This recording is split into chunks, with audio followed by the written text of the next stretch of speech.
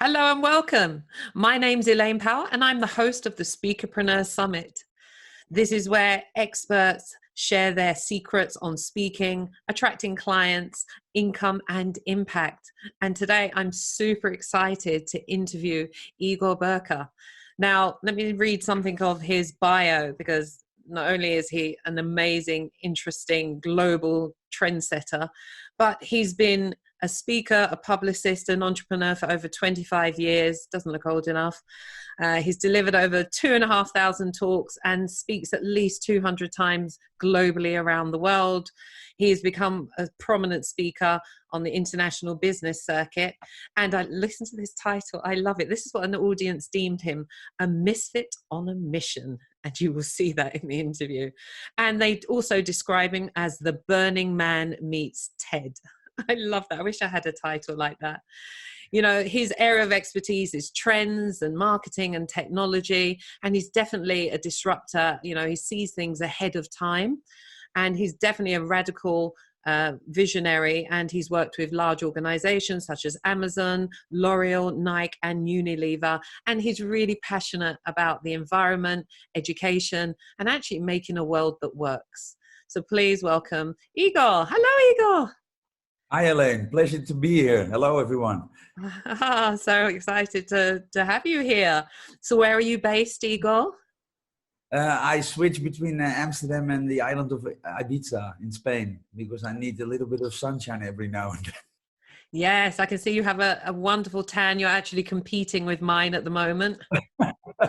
Yeah, island life, yeah. Yeah, and I know you've been on a very special island, Necker Island, recently. So, you know, we're going to get to that because not many people have had the chance to be there. So, you know, it would be really nice for the audience to understand a little bit about your background, and then we'll kind of, you know, this is your journey from misfit to international speaker and icon. So, you know, it would be great just to share a little bit, and, you know, over the time we're going to look at and unravel your journey of, you know, how you have this status now and how the audience can also go from where they are to if they want to be a change maker in the world. Exactly.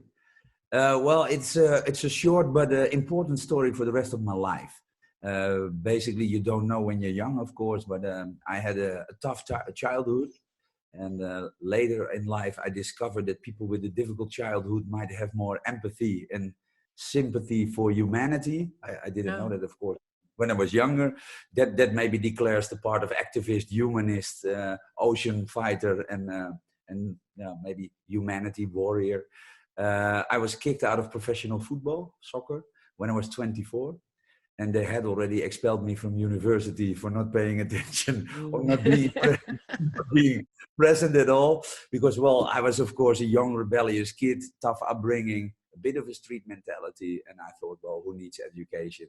I'm going to be the next Leo Messi or Cristiano Ronaldo. So why should I be here in the university anyway?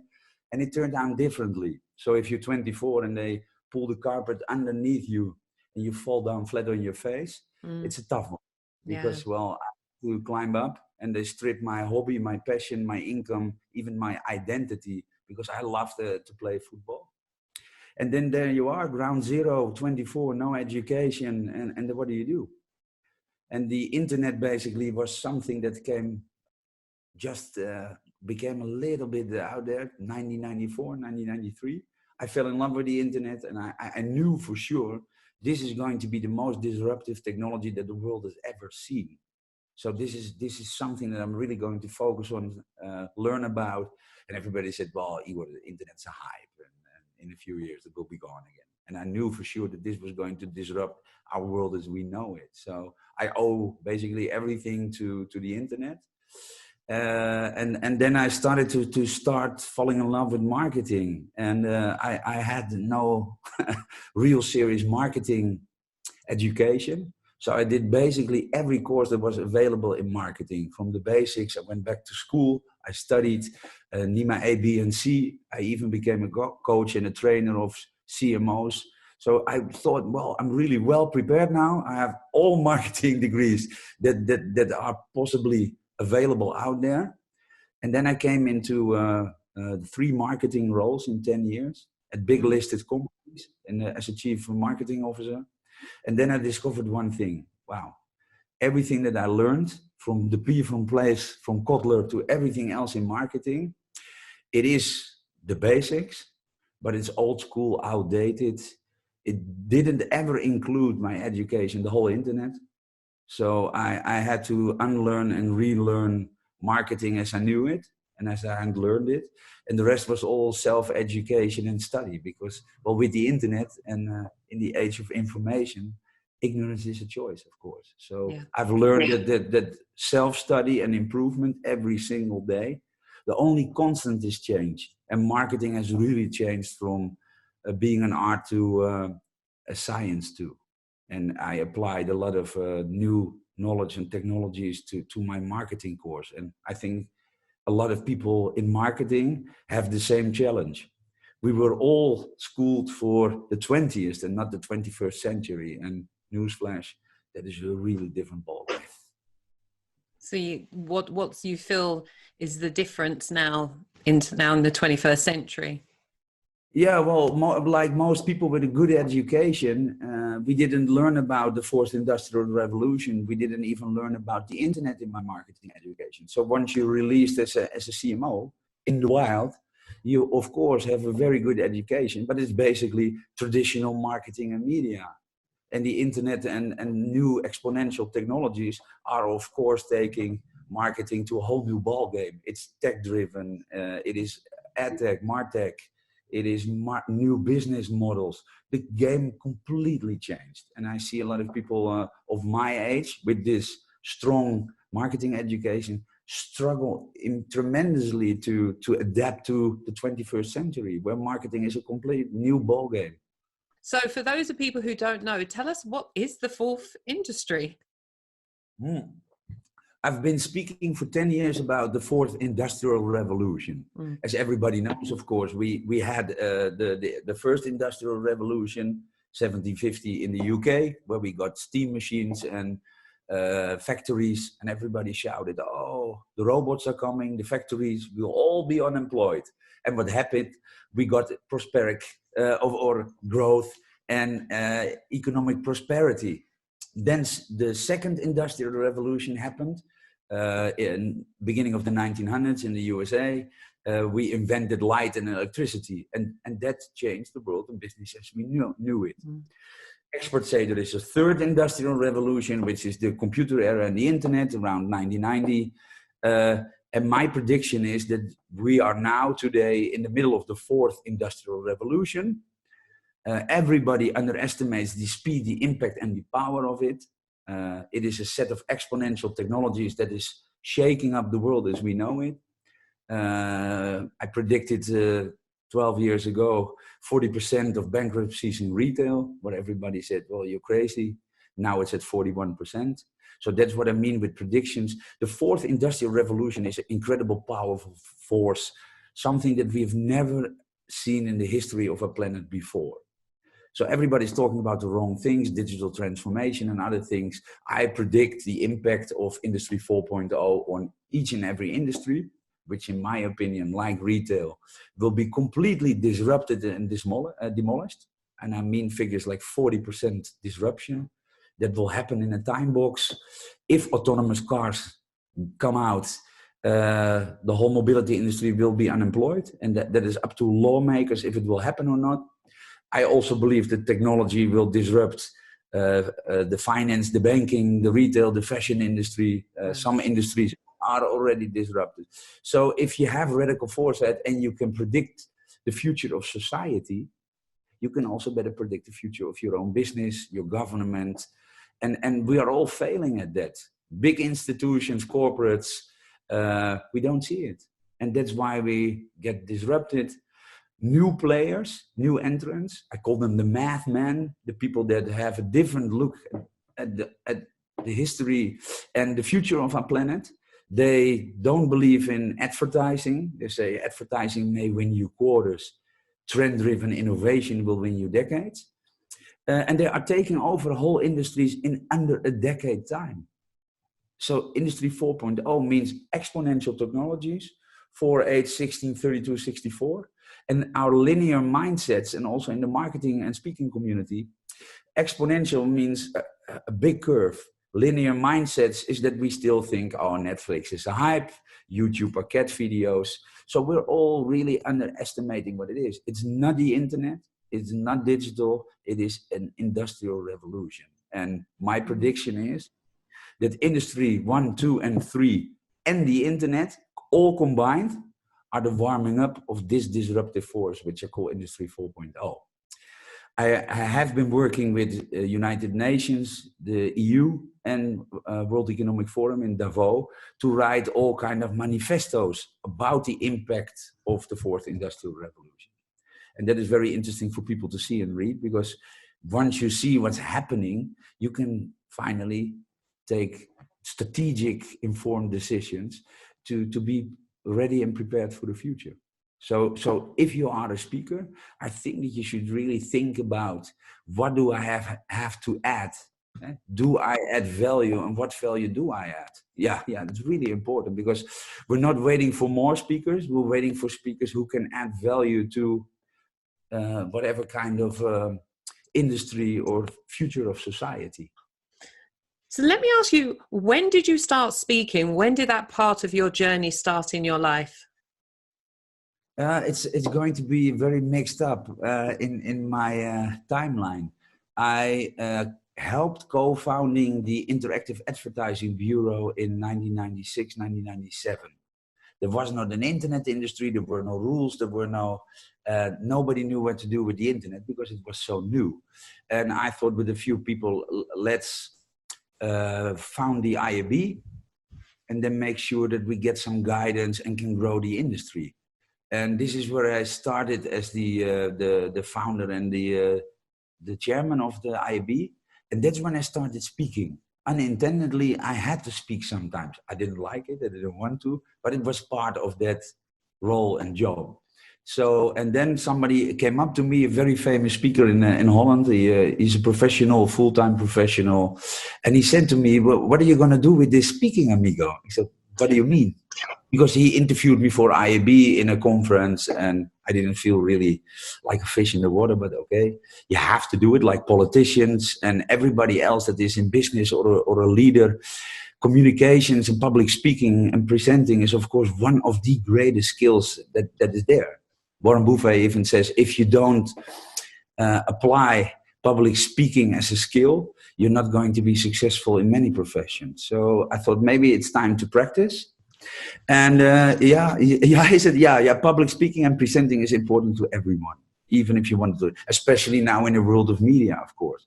I've seen great politicians or leaders burn down because they're not good in communications or in front of a camera. And so it's really important for everything that you do in life. And that is something that I give to a lot of people. I help them to overcome fears and to help them feel confident speaking, which is really important for non-speakers. So let me ask you, because you were a reluctant speaker. So what was it that had you then? Because there's lots of reluctant speakers watching right now. Oh yeah. I didn't like it. Didn't want to do it. I suddenly saw. He said to me, a very famous Dutch speaker. He became a very good friend. I said, "Well, what do you expect me to do, bro? So wear a T-shirt, call me I'm a speaker." He said, "No, of course, I will bring you to my speaker bureau, and they will list you, and they will happy to have you, and they might probably have requests for you." He said, "But nobody knows me, and no, I don't really like it." Eventually, I think in 2000, he introduced me to his speaker bureau. And the first call came, you are booked to speak at a big conference in Austria. And I was really nervous. I thought, oh shit, now what? So, and this is how you become a speaker. But then, of course, you walk the same path as many artists do. So I started to like it. You get feedback, energy. You start getting some reviews from people that say, hey, he's actually a good speaker. Then you're not a speaker. Eh? I spoke occasionally. And then I start calling people, hey, I'm a great speaker. And they said, they hang up the phone because who are you? So you start speaking for a small amount or only for a travel fee. And then you can maybe charge some compensation. And everybody has a path, like the DJs. You have to play at an opening somewhere at a stupid time slot if you're a beginning DJ. You're not suddenly Tiesto or Armin filling up the venue, selling tickets for an incredible fee. So everybody walks a path. And I thought, I like this. I'm still doing it part-time because I was working. I later founded my businesses. I was very busy at WPP doing global brands and marketing strategy. So I couldn't be a full-time speaker. But the more and more requests keep coming in. And eventually I thought, okay, I sold my businesses. So Martin Sorrell, I'm ending my earnout. I'm going to go full pro speaking and see what is possible there. That was around 2011, 12. I wanted to go full-time, meaning stretch it up until 150, 200 international talks per year. And can you do that? And are you booked? And are you good enough? Do you have a repertoire? And can you fill up venues? And will people book you as a speaker? This is, of course, between the start of being a speaker to a top international full-time pro, and even above us, the king of us all, Tony Robbins. There is, of course, quite some things to, and I'm walking the path and I'm enjoying it. But there is no rule, of course. There are also speakers, I call them platform speakers, speakers that would jump a podium for free to sell their book or consultancy. There are speakers that want to get paid. There are full-time professionals, international, local speakers, beginning speakers. So there is a lot. And the most important thing is, what do you want as a speaker? And what does it make you tick? And what is your 5-year marketing and business plan? And where do you see yourself? And how are you going to get there? Yeah, and I wanted to become top 5 international because my football career already ended too soon. I wanted to become Cristiano or Leo Messi. And maybe I can do that in public speaking. So I was very dedicated with a very clear and crystal set of goals. This is where I'm going, and I'm going there. And now I'm changing again. So the moment you are a full-time speaker live on stage, I do a lot of hosting TV shows and other events that are related to being MC, host, speaking, depending on what you see as being a speaker. So, I mean, that's really sort of interesting, your part of your journey. So a question I'll ask you, what do you feel has had you start to get booked, that you started to build that momentum? There has to be something about you and the way you were being on stage that had you stand out from everybody else, or else you're just going to be vanilla. So what do you think has had you, grow so quickly? Yeah, it's a very good, but also very difficult question to answer, because I rather don't say those things about myself. So I can speak from my reviews. That's more important, because it's really weird. My management could tell you. If I would tell you, we would be bragging, which I hate. But there's a lot of skills that I don't have as a speaker. I don't think I'm the best speaker. My radical vision, my track record as an entrepreneur are second to none. So there are not many that can compete with that in the field of public speaking. But it depends on what brand and event planners want. I have had brand and event planners that say, you don't have a book, so you're never going to grow as a speaker. I say, well, fair. I don't have time for a book. I'm building startups. I'm selling businesses. I'm walking the talk. I'm walking toward my true north. I'm an activist. So then I have no book. I don't care. But sometimes, so I also know that I'm better in vocal, verbal, and visual media. That's what you learn from a management. Igor, you in a book? No. TV, radio? Yes. That fits my personality better. And all the things that I have in my backpack are maybe things that you can never learn. It's charisma, energy, personality. I'm very bold and outspoken. I am a rebel. I do blow up shit. If I speak with Richard Branson or Bill Gates, I am me. I'm never shy. I will always tell my opinion in a fair, ethical way. And I have my upbringing by my grandparents and my norms and values. So sometimes I didn't get booked as a speaker because I didn't have enough likes. So, well, you're an idiot to the planet if you are hiring people that have fake likes or true likes. My cat is also very popular on YouTube. Got a lot of likes. I wouldn't put him on stage because he would really mess things up.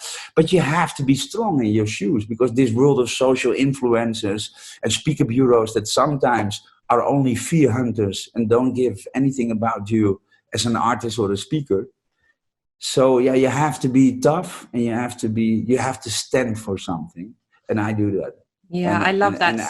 Stand for something, because I think I read on, in your bio and on your website as well, that, I think one of the reasons why you stand out is that you do say things that disrupt people. You do say things that will shake people up. I think that you were even kind of, on stage, you've said a few things and it shocked a few people, but, when we start to disrupt things, people say, oh, they're mad, they're crazy. And then suddenly it's a trend.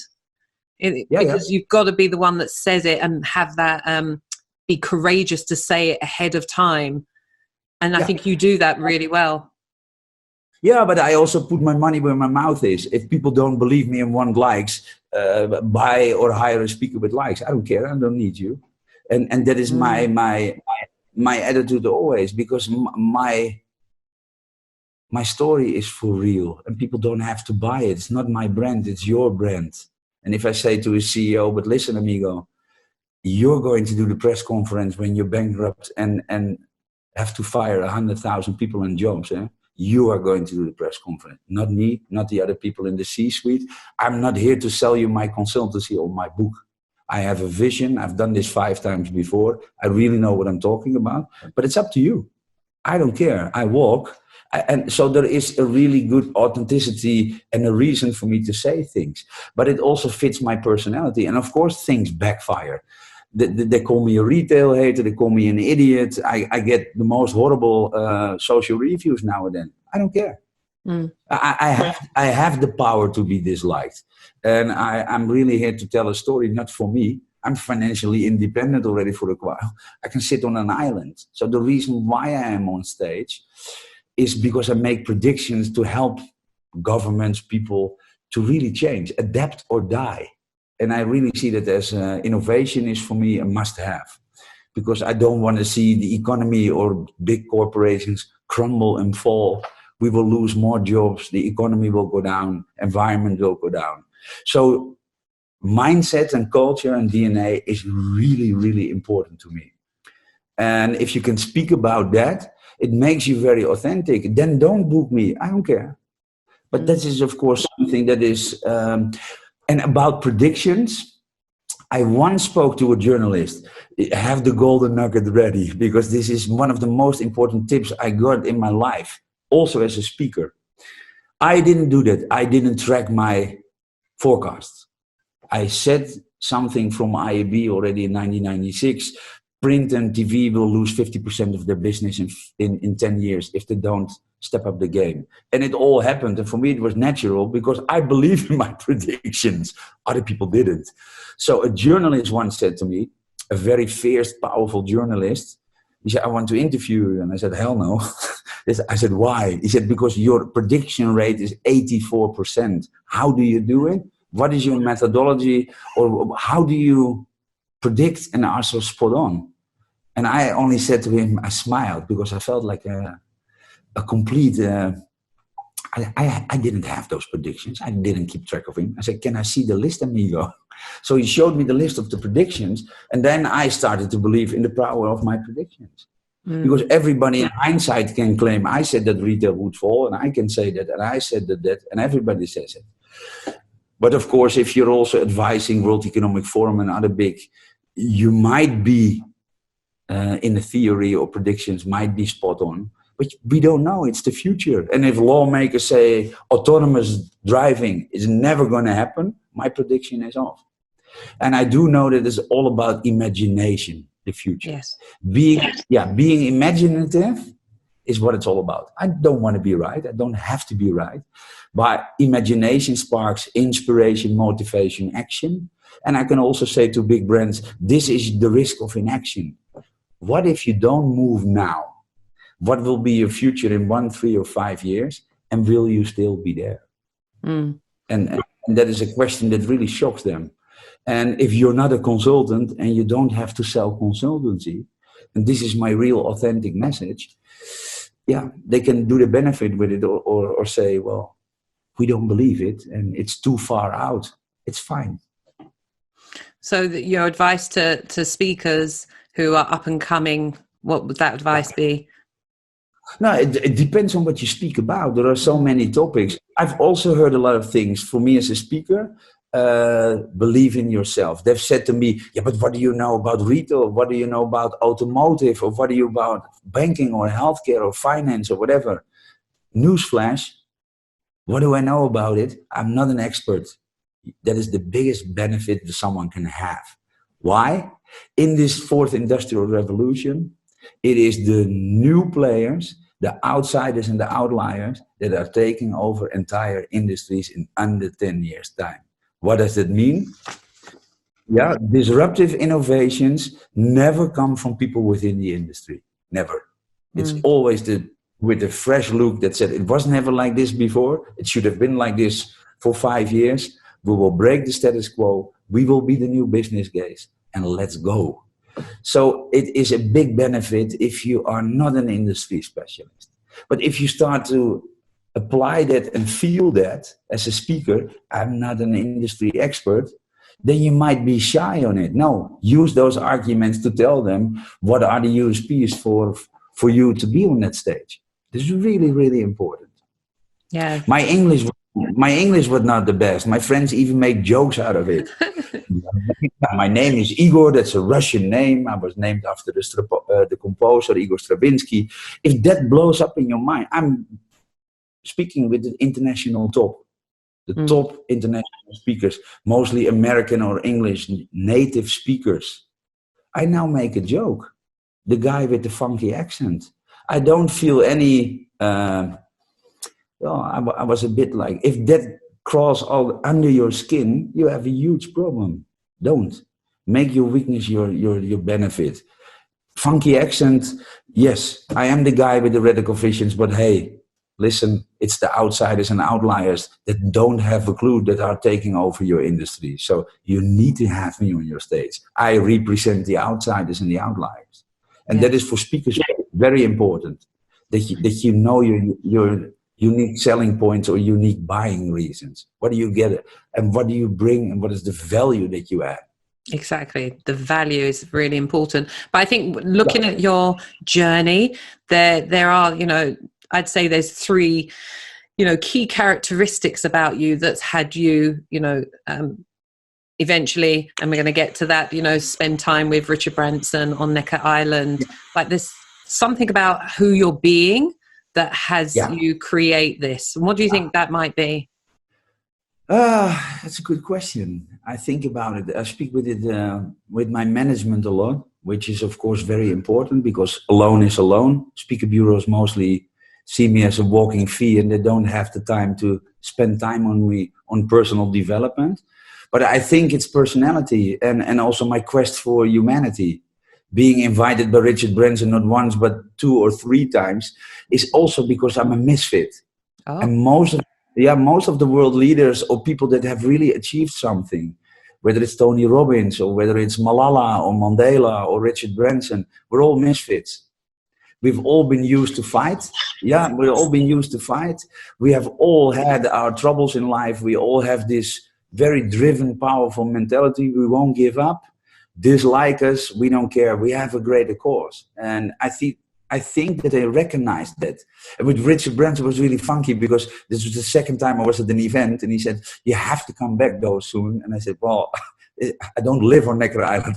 So he said, well, we'll make up a reason, but I need you here. The energy and the power is, so I think that is important. I've been at the Djokovic Foundation because I really stand for something. I really want education to change. And it's important because a lot of people have this, I call it Hollywood purpose bullshit marketing, a lot of brands too.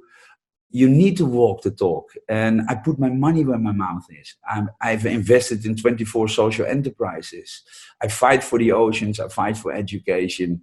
And that is what those people really admire. I'm not there to sell myself as a speaker. No, I'm working for a greater cause, and those people recognized it. So I gather a lot of misfits around me, and that's really interesting because I really believe that those people together, if the misfits unite, we can change the course of this world. We're used to crumble and fight and to fall and to get back up. We have this mentality to never give up, and that's what we really need today. So it's more about your correct character, personality, integrity, than if you are a great speaker. I know a lot of great speakers, but Yeah. if you are, yeah, if you ask for the purpose, it's not even listed on the website. Yeah, and it's like I feel that when you're living your cause and your purpose, then people will seek you out because it's you're out there making a difference, and people will ask you to come to speak because you're standing in what your true value in life. It is. And I give back, and it's also mean that if you speak for free because you really believe in something, people applaud you for it. And that's also part of your next level future speaking goals.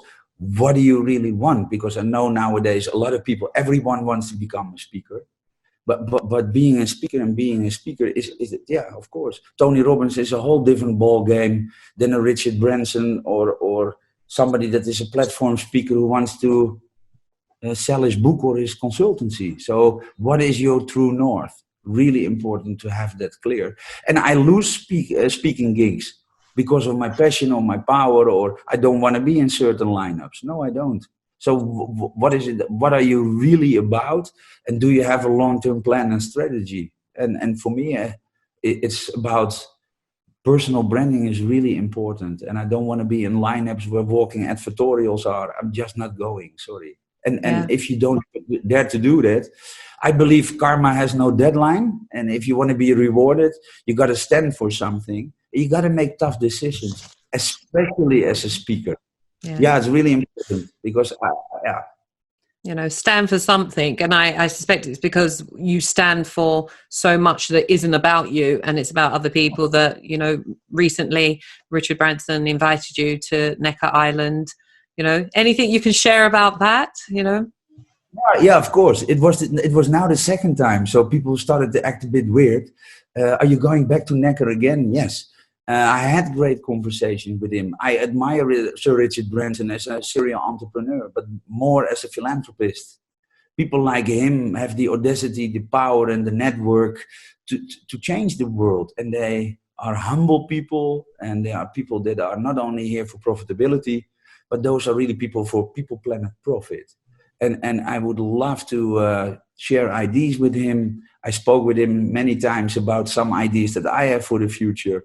And we have fun.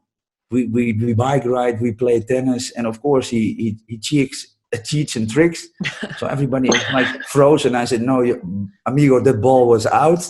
We should go to the video referee to see that because he's a punk rock star. Everybody forgets that Richard Branson was always, a funky serial entrepreneur who always broke the status quo and did weird things. He called a Boeing one night to start Virgin Airlines because they stood him up many times. So passion and frustration can be really strong drivers to make a change. And I've learned from those people. Yeah, it's really important. If you really stand for passion, Steve Jobs had it. Other people have. It must change, and we can do it. Let's break with the status quo. And I want to advise every speaker, but also every entrepreneur on the planet. My big success came through 3 senseis. People that really are my mentor. Richard Branson is one. Sir Martin Sorrell was one. And before that, for 10, 15 years, an American senior speaker, Michael J. Moon, has really helped me. And I kept begging and say, amigo, you need to be my mentor. I really want to become the best. And they said, no, we don't have any time for you. And I kept asking, and I said, and then they said, they smiled, okay, are you really going to do this? Yeah, you're not going to give up. I said, no, I won't. Okay, we'll help you. And those people can boost you as a human being, but also as a person, as a speaker, as an entrepreneur. So find the sensei and listen. Don't be a millennial that says, I'm on Bali, I don't have time to serve. Shut up and listen. And this is what I've learned from old school senseis that really, really helped me to become who I am today. And it's the best lessons in life. Those people have done it over 100 times before. And I'm really grateful for those kind of people. And now I'm finally the misfit that can help other people, give back, share my knowledge, invest in social startups and enterprises. Walk the talk. And be a purpose-driven speaker. Yes, very much, yeah. And what is that to you, to be a purpose-driven speaker? Yeah, it's really, really important to me. And I've also learned that we need it now. Newsflash, there is no spare planet. I really believe that Greta Thunberg is right. Maybe her tone of voice needs some media training. The girl is only 17 years old. She's a hero. The Malalas, young people, they have new ideas. And we as older generations, we should take our responsibility. I'm ashamed if I look my son in the eyes and say, yo, here's the planet, amigo.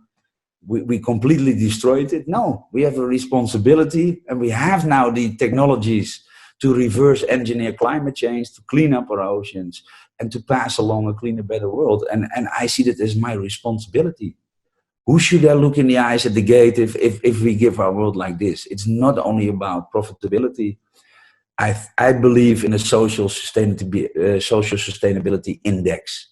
It's not only about profit, it's about people profit. And that is really important. And if you stand for that, you might end up in Necker Island twice a year. You might speak at big conferences with world leaders. And you might even get invited by United Nations or the World Economic Forum to think along about how we can make our world or future better with, for example, applying technology and humanity. Well, is there a greater course as a speaker? No, not, or as a human being? Not for me. It's the highest possible form I think there is. So for me, I'm really grateful that I'm able to do this and that people are willing to listen. Well, you made it happen. Yeah, still not there yet. I'm transforming. Will you ever myself. be? I'm sure for you, you'll just keep on growing and growing, and there'll be something else that you aim for. You know, and that leads me into a good question. You know, what does 2020 hold for you? Anything that you can share with us? What do you see your year evolving? Yeah. Well, one of my senseis learned me this. So Martin Sorrell, the former founder of and owner of WPP, he left his network after 33 years in a way that I don't really applaud. I'm really not. It's not fair play, so I really felt for him because I really respect the guy as an entrepreneur and a visionary. Also as my sensei, I owe a lot to him. And at 73, he started a new network. He started S4, 73. So age is just a number for me. It's all about mindset. I will keep continuing until I drop dead on the floor. And when that is, we'll see. But yeah, I want to scale my ideas. I've been talking to you, and I think this is how we connected. I have ideas how speakers united as a movement or as a powerful platform can change the course of humanity. So I'm working on this speaker platform. Richard Branson might or is going to be part of that. He really endorses the idea of powerful humanity speakers that get together and are really determined to change the world, and that can be cleaning up oceans, education, reverse engineer climate change. But I want to build that platform, and there is a few reasons, of course, passion and frustration again. After being 20 years of a full-time professional speaker, I don't always agree with the approach of the speaker bureaus. I don't always agree on the way that it's not transparent. So I like to make an agency that also disrupts the speaking industry, blockchain-based, transparent, powerful speakers with a cause or a true north, and help speakers. So it is going to be a platform by speakers for speakers, where we also, I don't see speakers as a walking fee. I see speakers as people that invest in their future, in the future of others, and they need help. And that means powerful management, smart ideas, and not only being a walking fee and added value. And I've learned a lot from the artist and music industry, how public business speaking can be brought to the next levels. And there you go again. If you can talk about it, bro, put your money where your mouth is and do it. Yeah. It's easy to sit on the sideline and point how others can do it better. So I will either fail or make it a huge success with some powerful people behind me. And I've got a lot of speakers that already are onboarding or lining up for this. So I really look forward to work with them and to get this moving. Time to level up again. Yeah. I have no doubt you will create this. It will be a success. And, you know, as you know, there's no such thing as failure. It's just learning how to do it better the next time, and it will evolve and grow. And I think nothing's going to stop you growing, which is amazing for us and the planet. We need people like you. We need more speakers like you out there who are listening, who feel moved and impassioned by everything that Igor is sharing with us. I know that he's touched something inside of you that is a calling. And if you hear that, then go out there and be a disruptor and be a misfit and speak up and speak out. So, you know, I want to thank you so much. You shared so much about your journey, and I've learned and I've been inspired to, you know, go out and disrupt in my industry. And I like the people profit, because it is always about the people. It's about our planet. It's about making a difference. And I think you're an amazing example of that. And, you know, our earth is blessed to have you. Be patient, I would like to say to the speakers. And if speaking is your passion, there are no rules. And if you're a great young speaker, I hunt for a lot of talents. And I said, I do the same as Ben Tichelaar, the speaker, did that put me on the stage, basically. I see a lot of events and I hunt people. I say, what are you going to do with this? I don't know. I say, you need to LinkedIn me or email me, because you are going to be on stage. You belong here. And I don't care if they do it once a month or once a week or full-time or professional or whatever. That doesn't really matter. But if you have to add something and it energizes you, and we need new talent in public speaking. It's really important. The industry is going to grow and young talent is really needed. So newsflash, not a scoop. I feel a speaking academy coming up as well, where we train and help young speakers to become better speakers for the future. Oh, you and I should talk about that. No, it's really important. I see them, they need guidance and they need training. We have all the material, help. I've got so many speakers that help me out. It's my obligation to give back. Do you have a rider? Do you have this? What are your international fee structures? Why? And how can you improve your whole setup? Yeah, it's a huge business in itself. So as we come to the end of our time together, which is very sad, but you know, is there a way that people can keep in touch with you? Is there something they can subscribe to? Oh yeah. Of course, I have a different vision on social media, because I think it's fans on lease. I of course use social platforms, and it's really important to me. But I have Madman Magazine, where you can subscribe to Misfits and Fans first. So if you go to my website and you subscribe to my newsletter on Madman Magazine, you will be the first to know. And I give a lot of speaking tips. I help speakers with marketing and future business plans, because why not? Why should they find out themselves? So that's the promise that we make. And I hope that there's a lot of speakers out there really motivated to go out and do it. And I hope so. And I think so. Well, you are someone who just gives from the heart, you know, I can see from our interview. So I want to thank you so much, Igor. Thank you for sharing with us. Thank you to the audience as well. But before we end, is there just one short last word you'd like to say? Yeah, speak from the heart is the most important part. Don't study your speeches, freestyle, speak from the heart. That is really, really important. Fabulous. So that's it. Speak from the heart. Yeah, it was a true pleasure. Thank you very much. My pleasure. And thank you very much, everybody, for watching this amazing interview. Share your comments below. Let us know what you think. I know that Igor would love to hear from you, your thoughts. You know, if you're a misfit and you want to sort of get in contact with him, stay in touch. And keep in touch with me on my Instagram page, Elaine Powell UK, the Facebook page, and I will see you next time for another amazing interview on speaking, attracting clients, making income, and most importantly, making an impact. Until next time, take care, guys. Bye.